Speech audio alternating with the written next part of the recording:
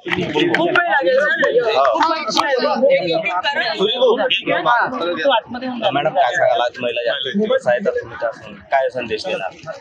सर्वांना मी हे सांगेन की आज मी नागपूरला आलेली आहे. नीताताई ठाकरे मॅडमजींनी इथे खूप सुंदर पिंक रन ही ठेवलेली आहे. स्त्रियांच्या शक्तीसाठी काय जरुरी आहे, सशक्तीकरणासाठी काय जरुरी आहे की ते हेल्दी राहाव्यात आणि त्यासाठी अशा रन आणि रेग्युलरली स्त्रियांनी आपल्या हेल्थकडे लक्ष देणं हे जरुरी आहे. आणि याची सुरुवात आज होती महिला दिनाच्या दिवशी, याचा आनंद आहे. नागपूर महानगरपालिका हे महिला राज म्हणून ओळखली जात आहे, त्या संदर्भातच आज महिला दिवस आहे. काय सांगाल तुम्ही या संदर्भात?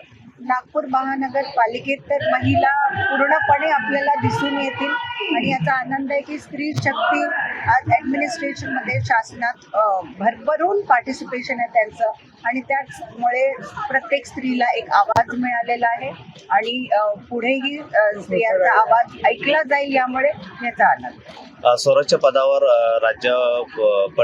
राष्ट्रपतीपासून तर सरपंचापर्यंत महिला हे भूमिका बजावत असतात. काय संदेश द्याल तुम्ही या संदर्भात?